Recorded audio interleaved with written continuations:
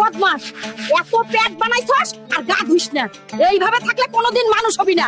এমন মানুষকে আবার কোনো মেয়ে বিয়ে করবে বলো? করো। দেখবা একদিন পরীর মতো বউ বাড়িতে আনবো। তোর মুখে শুধু বড় বড় কথা।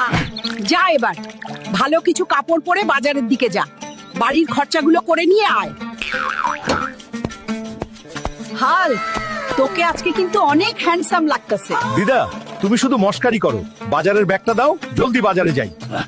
হাল্ক, এত সেজে গুজে কই যাচ্ছিস রে? আরে কাকা চিল করো, বাজারে যাচ্ছি, দিদা পাঠাইছে।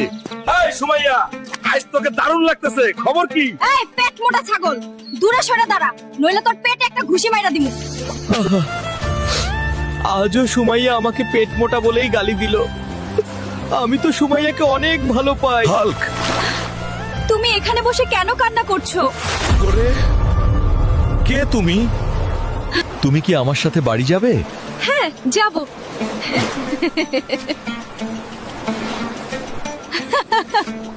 এই রে হাল্ক, এটা আবার কি নিয়ে আসলি? ওরে কাকা, এবার এটাই হবে আমার বউ।